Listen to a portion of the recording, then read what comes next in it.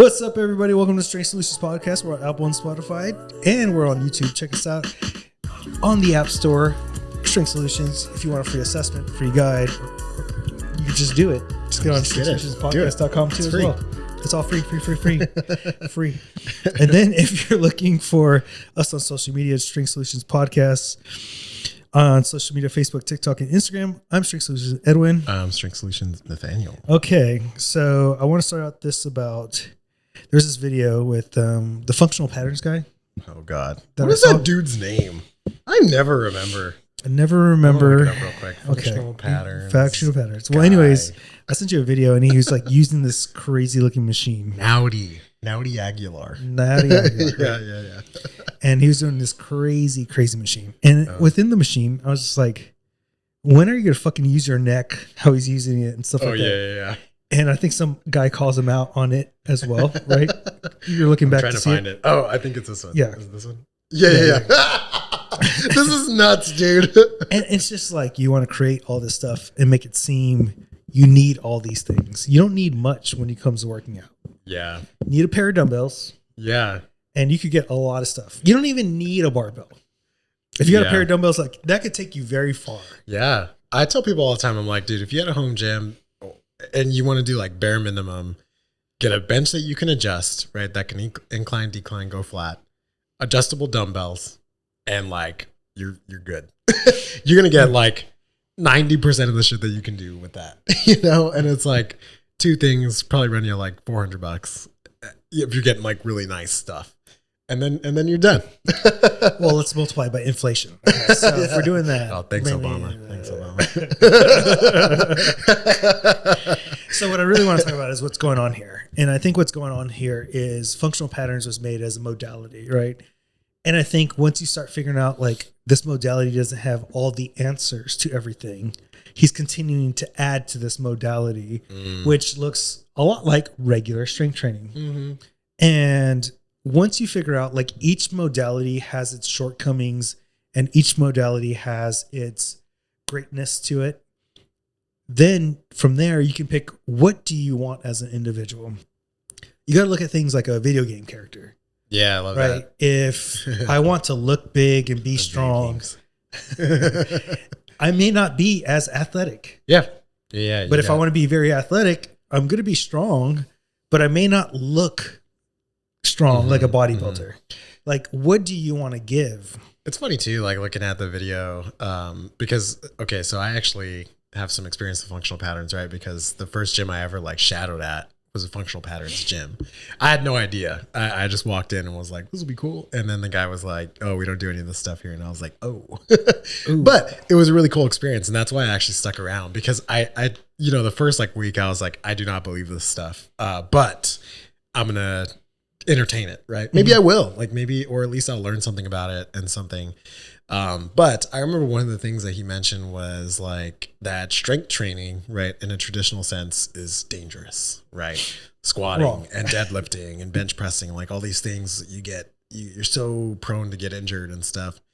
And then I don't know, I wonder if we can like post this on our story or something after this video comes out, but it's like, then you look at a movement like that and you're like, that's not gonna endanger someone. Like, come on, man. I don't know.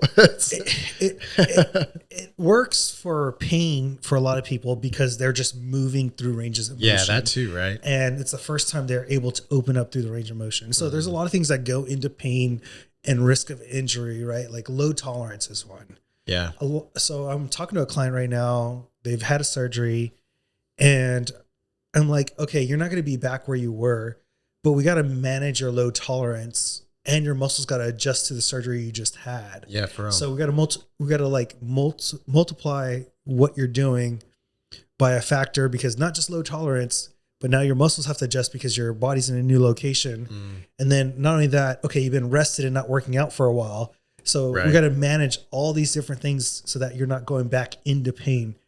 And I think a lot of times like a modality like functional patterns, what it does, it allows you to move through ranges of motion you've never moved before. Yeah. And being in the transverse plane, where bodybuilding allows you to really isolate that muscle and learn how to move that one muscle at a time.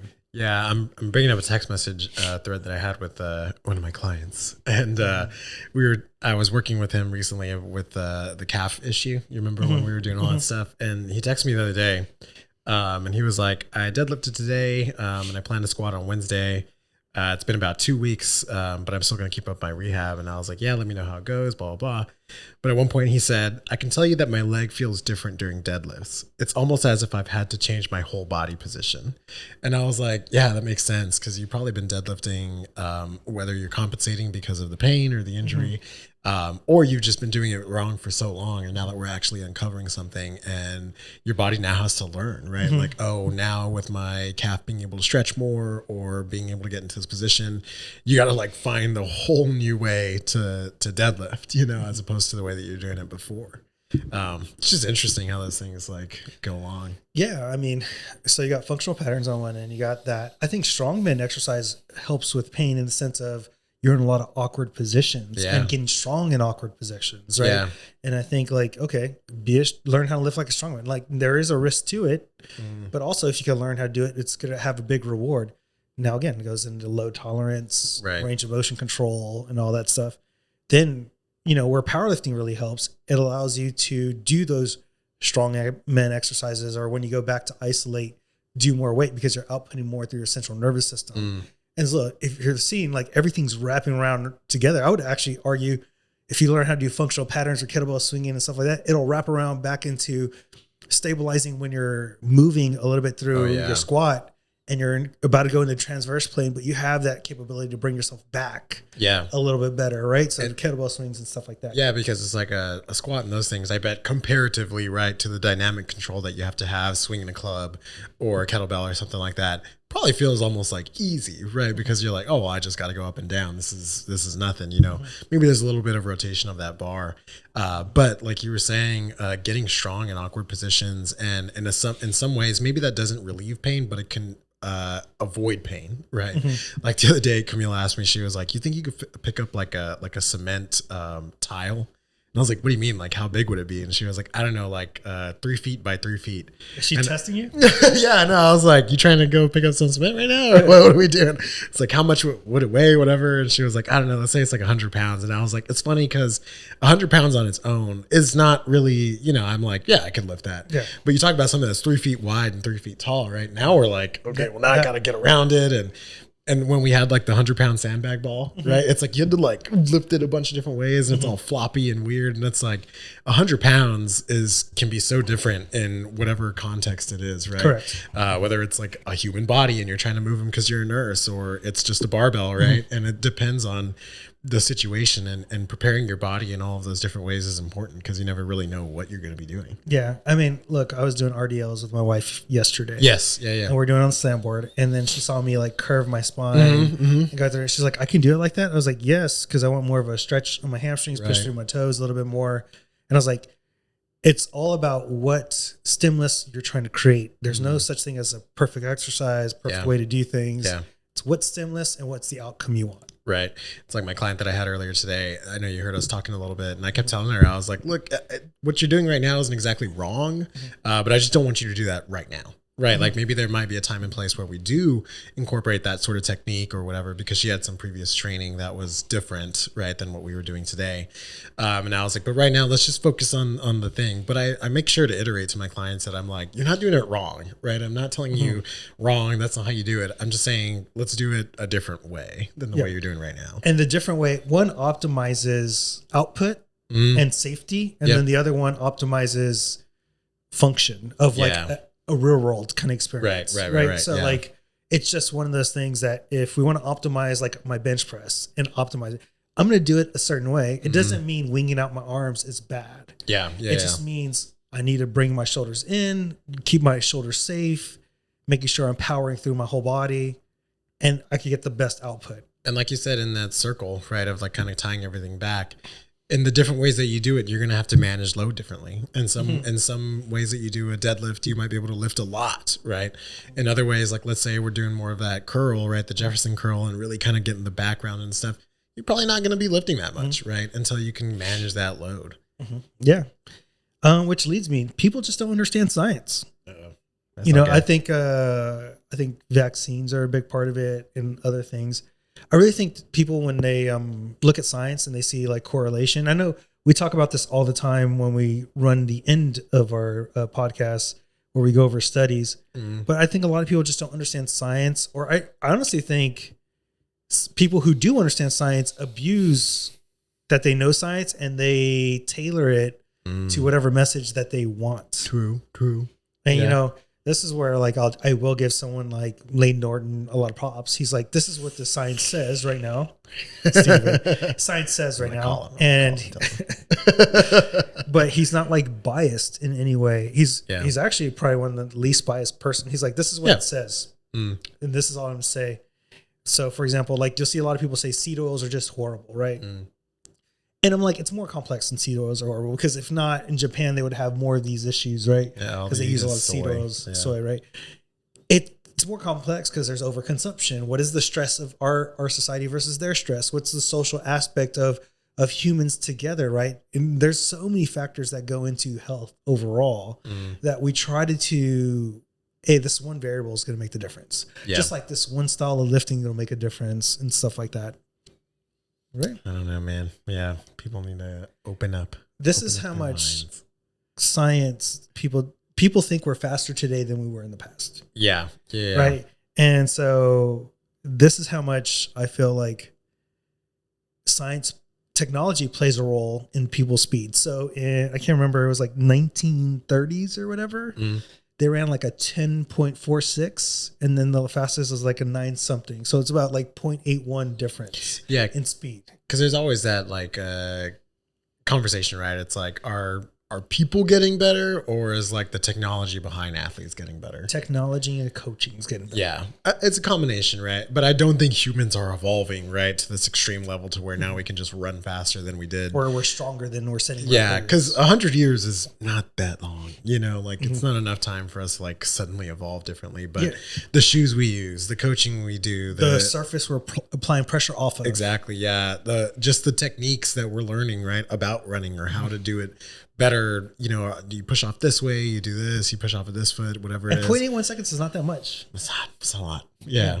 And I mean, think about the guy who broke the marathon record with the certain shoes that he had, how long he's been running, and just like perfect body type for running. Right behind the him. team behind him, the bike in front of him marking the path. That was perfect. Yeah.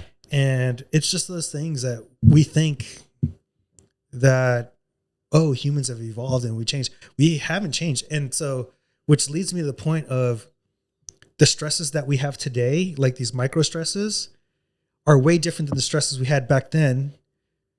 And we don't realize this constant small stress is actually what's killing us, because we're not meant to have these chronic small stresses throughout the day. Yeah. We're meant to see the line, go run, kill something, come back. And we're meant to be in a more relaxed state. Like we were talking to our friend the other day, right, where we were telling her like that line's behind you, you know, and you're not letting it go away, you know, like it's just constantly chasing you. And of course your body's in this sort of like alert state, right? But at least in today, we have some control over the lion now, right? Like you can turn your phone off, or you can pull back on your exercises. Right here? Yeah. Or, you know, whatever it is, there are obviously things that are out of control, right? But the things that you can, it's like important to manage those. Yeah. And we're not like constantly searching for food and stuff like, well, I'm not saying we, because there are people out there that really That's true. live a different lifestyle, but like we are privileged enough to not stick with food. Yeah. You know, this weekend went to a concert, and he gave me some good old snacks, and it made me think. So I was thinking of my Scooby snack, and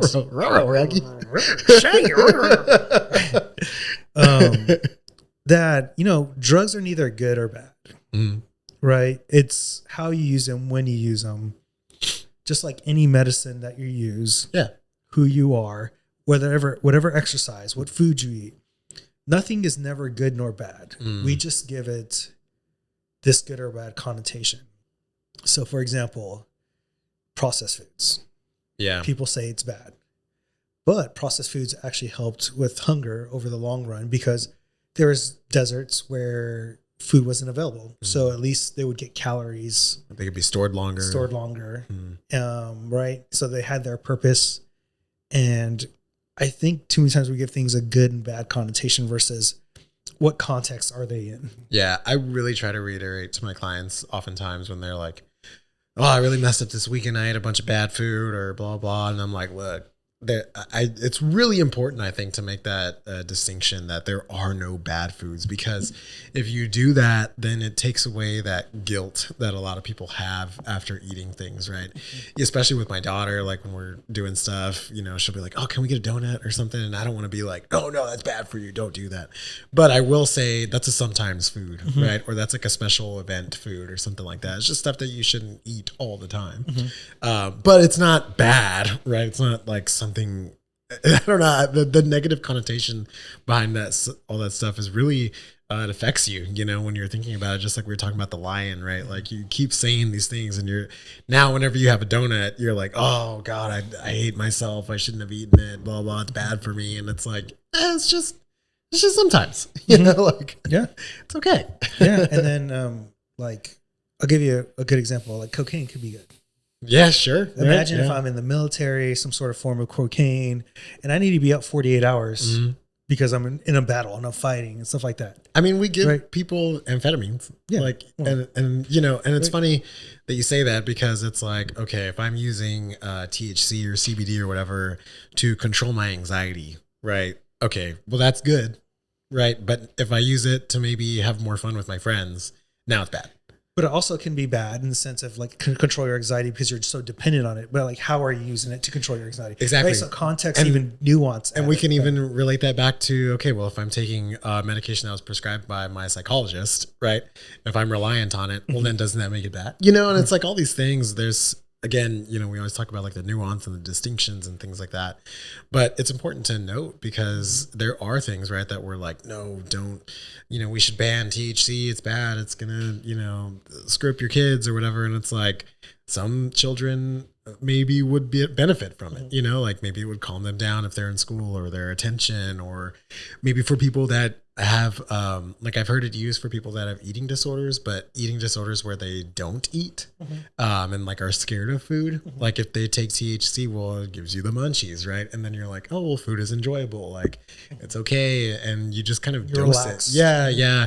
Well, okay. You know, this food does taste good. I'm not super nauseous when I eat it and grossed out. And so they can gain weight and be healthy and things like that. And it's like, I don't know, there's so many ways that things can be utilized. And then speaking of drugs, hormonal birth control. No, so like I was watching this lady talk, and her name's Sarah Hill. And I don't think we realize that birth control doesn't just affect women, but affect men. Right? So like, because you're taking away your natural signals, it's shown to like, this is probably a reason why that testosterone has dropped too in men, because there's a signal that people get overall, right? Like we're animals at the end of the day. And where I really want to go with this is, I think in society we forget, if something affects a young woman, it's going to affect a young man. If something affects a young man, it's going to affect a young woman. And I think too many times, so for example, let's just say this male loneliness epidemic, right? Because men are lonely, it's going to affect the way women interact with men. And then it's going to be affecting, like, are they going to develop relationships? Also, if there's like less men to talk to, then it's women are think there's less men to talk to. They just haven't reached, and it just becomes like this big circle of like, oh, this and that. Or this, let's say it's men loneliness right now. It's going to end up being women loneliness because they want to date a partner, but they don't want to take care of male loneliness. Vice versa. It could go the other way too, right? But like, if something's affecting one gender, it's going to affect the other gender, right? Or if it affects someone older, it's going to affect someone younger. Like if the older population is not passing on their wisdom to the younger generations, then it's going to affect the younger generations because we're going to make the same mistake. Yeah. Right. And I think that's what happens all the time. It's really good points. And like to your point too, where people, I forgot what they call these charts, like population charts or like birth charts, where it shows like the demographic of ages and how they kind of like, you know, there's a large group of middle-aged people and then like a smaller group of older people and younger people or whatever. But as people don't have children, right, that in in a way affects the older generation, right? Because there's going to be less, right, over time, less people, like you said, to pass on information, or especially in like American or to culture, help, right? or to help, yeah. And that's like what happens, right, where the working ages, the working class, right, reduces, and then there's less people to do work. So now maybe older people have to go back to work, right? And it's a whole circle. That's what the theme of this podcast is. Circles. The circle of life. Like You see, son, over there where all the light touches, yeah, will be yours. It's all mine. Stay away from the darkness. The functional patterns. The guys doing next. Don't go there. So on the bright side, Huntington's disease has been treated. Mm-hmm. You sent me that. I was like, did. What? I think it's one of the first like cases where It was successful. were successful. Yeah. And beyond just the disease on its own. Hold on. This is when Western medicine is the bomb. Yeah. Right. True. Yeah. Where it completes the Bomb circle. of diggity. Yeah. No doubt. It's B-A-N. I was looking at I was looking at the Charlie Sheen documentary. Did you watch that? I saw that it was on TV or Netflix. It's on Netflix, yeah. I was kind of like indifferent to it because I just don't really care about celebrities like that. But there was I don't care about stuff. Yeah, That's why I didn't. I was like, yeah. Charlie Sheen next. Yeah, I just didn't really care. But Camille was watching it, and she had fallen asleep at one point, and I was just like, oh, okay, I'll just keep like checking it out. And there was a point where he was talking about Michael J. Fox. Mm-hmm. There was a show that he was in called Spin City or something like that. Oh yeah. And I guess when Michael J. I was Fox, old enough to. yeah. I was like, I've never heard of this. It's all black and white. No, I'm kidding. It was like silent, and then the words would come up after.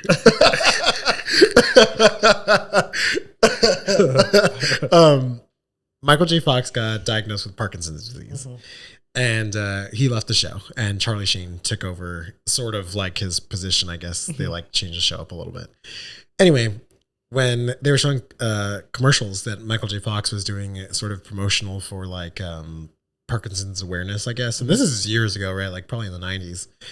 And he was like, doctors say that Parkinson's is probably one of the neurological disorders that's closest to a cure, right? That was a long time ago, man. And we're still not there, you know?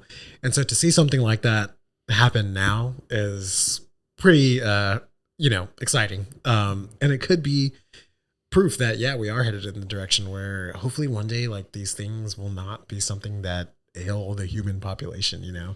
I was posting the last podcast and I was reading how we were talking about how obesity might be like eliminated right in a few years. And it's funny because I bet as a personal trainer, a lot of people are like, oh, aren't you scared? Like your job's going to go away, you know, whatever. And I'm like, no, dude, like that's a terrible thing. Now I get to actually focus on movement. Yeah. I hope it does go away. So, you know, number one, so people stop being sick. And two, so that, yeah, like you said, we can start focusing on like people's well-being, their actual movement, just getting stronger, improving the individual without having to like overcome these terrible things, you know? Yeah, dude. It's Western medicine's awesome. Yeah. So is Eastern. Yeah. They all have their parts. The circle. Right. We gotta do that after every topic. Sure. We can't do this off this topic. So there's a picture and there's a face massager in the 70s and 80s. Oh yeah. That I think I sent to you, right? I think so. Yeah. And I was like, this is a fucking vibrator. That's just a vibrator. It's an electronic vibrator. Yeah. And they're a face massager. Yeah. It literally looks like a modern day vibrator. It's a bullet. It's a bullet. That's what it's called. Right? Yeah. And they like put it on their face and they like. Yeah. It's funny because I was thinking a while back, I don't know what then they're I got called. my massage gun and I said, oh, this does work. They're like wands, you know, like the it's like a thing with like a little ball on top. And they're called the magic wand. Okay, and they're always like described on Amazon or whatever as like, oh, massager, you know, and it's like someone like using it on their back or whatever, and I'm like, we've been doing this for years. We know what that's for. Well, I mean, doctors used to literally like finger or like masturbate girls because they were crazy. Oh my god. Isn't that crazy as a doctor? Yeah. Like you're just like, come in here and I'll get this device and you know, you'll be good. Yeah. She's not Suddenly she's not hysterical anymore. Hysterical. Just because her husband's like, I'm not doing that. I don't go down. Yeah, that's a doctor's job. This is chocolate. Isn't that crazy? Suddenly, I want to be a doctor. I don't want to be a gynecologist. That is not what you think it is. A lot of people think it's a good job, but I don't want to see some shit. Dude, it's hilarious. One of my clients, he wasn't even a gynecologist. He was a PA. And like, he would come in and be like, dude, I saw, the worst. And I'll just be like, what is happening, dude? Like, why are you having to deal with this so often that like every other week you're like, someone else came in with like this crazy thing going on? And I'm like, dude, if you're not even a gynecologist, I can't imagine what's walking through the door, some good things on a normal day. Yeah. Yeah, dude. It's wild. Funny stuff. Okay, let's go into studies. We have 2 of them. The first one is, why is Gen X women can't stop eating ultra-processed foods? It's yummy, duh. Researchers found that middle-aged adults, especially women, are far more likely to be addicted to ultra-processed foods than older generations. Marketing of diet-focused processed foods in the 1980s that may have played a major role. Food addiction was linked to poor health, weight issues, social isolation, highlighting long-term risk. Experts warned that children today could face even higher addiction rates in the future. So this is where I feel like Gen X and millennials kind of got screwed from a food perspective. And I believe, because we read that study, as adults, you can't change your sweetness. Yeah. But I believe as children, you could change and how you perceive sweets. Right. They still didn't do the study on it. But in theory, I think children is the most important time. Like when you learn things, you can learn things at a high rate. Yep. Your habits at a high rate. That's why we should put faster. Yeah. We should put much more money into elementary schools versus high schools, because that's when you learn the habits and studying and learning. I don't understand why we put so much money in high school, because you have the foundation piece, right? I don't know exactly what the criteria for addiction was, but just some information from it says 21% of women and 10% of men in Generation X and the tail end of baby boomers meet the criteria for addiction. The rate is far higher than adults among adults who grew up just a decade or two earlier. Among adults aged 65 to 80, just 12% of women and 4% of men meet the criteria for ultra-processed food addiction. Yeah. I can remember older generations didn't have ultra-processed. Yeah, they didn't, right? Or maybe food was more scarce, right? So they just kind of ate whatever it was, and you didn't really get these things. And I do understand what they're talking about, like with children, because as we grow in a society and get larger in population, like food needs to last longer. It needs to be, refined But more. you want to know my prediction? What is it? I believe there's going to be 2 groups. Okay. The group that's very conscious. You can already see this in the Gen Zers. Yeah. There's a group that's very conscious. They come to the gym. I see them at the gym all the time. Mm-hmm. And then you're going to have this other group that doesn't go to the gym and they're not as conscious. And there's going to be 2 extremes, because you're going to have parents in our generation who are very like, look, I got fucked over by this. Like I am with my kids. Yeah. Yeah. I don't want you to get fucked over by this. Right. And then you're going to have the parents that just don't understand this health perspective. Yeah. And to no fault of their own, Right. is just like, I'm feeding my kids this stuff. Because this is what we got. I even have talked to my kids where they have friends, and remember you said like donuts are a sometimes thing? They have like Oreos as a snack. I was like, Oreos is a dessert in our family. Yeah. Right? Like, so I think you're to see the big division within that generation when it comes to food. Right. And then as that generation goes and they start having kids, you're to see the more consciousness take over. It's funny you mentioned that, because today I was at the gym and I was talking to Camille while I was there, and it was funny because Then you weren't at the gym. You don't work out. I was just messing around. That's not gym work. And dude, there was a lot of like young kids, they looked really young, like lifting a lot of weight and like doing it pretty well. There was this dude who was like repping out 315 on a squat, and I was like, yeesh, like that's pretty awesome. And it's funny because I remember, I've been going to the gym for like maybe, 10 years or so now. And maybe I just wasn't as aware back then or whatever it was, but I don't remember seeing young people at the gym. It would only be your athletes. Yeah. Or it was like, These were regular kids. Yeah. You could tell they're regular kids because they're like anime shirts. And right. stuff. I was like, they're a bunch of Nathaniels. And it's funny because Now when I'm at the gym, I'm like, it's almost like a good 25, a quarter of every demographic you see. Like I see old people at the gym. I see really young people. I see people about my age, and it's like, you're right. There's like this booming kind of demographic of people that are more conscious of it.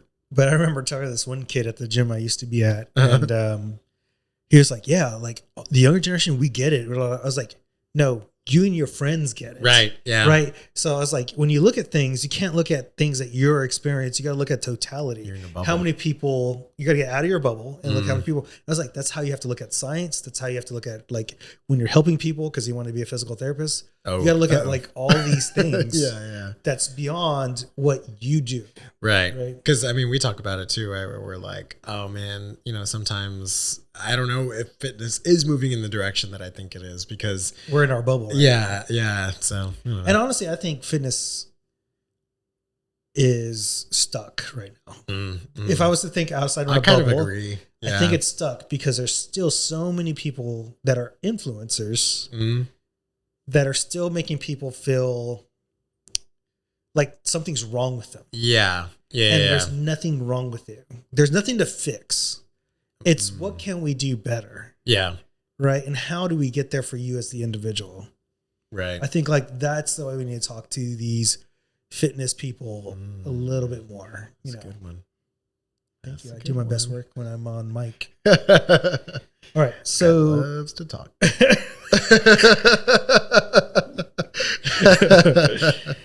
Junk food can scramble your memory in just 4 days. Scientists discovered high-fat junk foods disrupt memory circuits in the brain almost immediately. Within just 4 days, neurons in the hippocampus became overactive, impairing memory, restoring glucose, calmed the neurons, showing that interventions like fasting or dietary shifts can restore brain health. This could help prevent obesity-related dementia and Alzheimer's. It's funny because you have mentioned that when your kids like snack a lot or have a lot of like junk just food. Call me the Nostradamus scientist. Yeah, that you said that they like start to act different, right? Yeah, and it's funny because I think we've known this for so long, but we've just always called it something else. Like first you call it like a sugar rush, right? Oh, they're just you're crazy right now because they ate a bunch of candy or whatever. First of all, it's sugar and fat, and I think I also just saw a research article that was like sugar rushes aren't real. Like you're not getting a rush of sugar. It's more that where it affects like the way you think. I mean, think about it. If you drink a lot or if you eat fast food every day or whatever, like take gummies, it alters your brain. Yeah. All of these things have. Oh my God! You tell me food I put in my body alters how I think. And we've said it before too, where we're like, we tend to use intermittent fasting and stuff not as a tool for weight loss, but as a tool for behavior, right? Where it kind of clears it up. You don't have to think about food all the time. Same shit with like the medications that people are taking right now. It takes away the food noise, right? And these constant kind of ways that you think and the fog. If you haven't fasted, think about going through fasting. Like you fast the first 24 hours, right?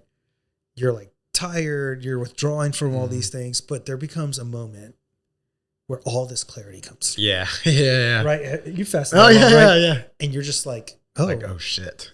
Shit, I'm smart as fuck. You literally float above the ground about an inch. Think about evolutionary purposes, why this happened, right? That's a good point. And this has happened because food wasn't abundant. So we needed the clarity to create tools still and to create buildings and different things in this type of state where food is not abundant. Yeah. Or to like focus you in to be able to go find food, right? Yes. For when it becomes dangerous, right? And it's like, okay, well now I'm at a point where I really need to eat. And instead of just going like, what do we do? Your brain like sharpens. Yeah. And it's meant to help the human body, right? So, and I think a lot of it is not the sugar rush. I think even you could probably eat too much of the good stuff, quote unquote, right? Yeah. And still have this effect because you're still bloated, your stomach's still irritated. Then it's going to go up to the brain, send a signal like, hey man, like what the fuck are you doing to me? Yeah. It's just like, okay, just chill out, don't eat, let the body go. Let me go back into using ketones and more fat into my body and using that as energy. Yeah, It's a like little bit more after efficient. big vacations and stuff like that, like my body is begging for it, dude. Like I'm cool. I don't want to eat at all for like the next 3 days, And it's like, Your body will tell you, man. yeah. And I don't know if people are in tune with that, right? Because I know a lot of people are like, no, but I have to eat. Like you're supposed to. Like, I just got to keep eating. Yeah. And it's like, no, you can take a break, Sometimes I feel like if you lessen your eat, you could build more muscle because your body's not fighting inflammation as much, right? That's a good point too. So, I mean, we're not meant to eat as much as people think. Yeah. All right, guys. If you like what we're doing, you can share, like, and reply on YouTube. We're on Apple and Spotify. Rate and review us. Check out the app, Strength Solutions. Also, I'm going to kill it here today with strengthsolutionspodcast.com, strengthsolutionspodcast@gmail.com if you want to email us future fitness questions. Strength Solutions Podcast for TikTok, Facebook, and Instagram. I'm Strength Solutions Edwin. Strength Solutions Nathaniel. Deuces. I'm out.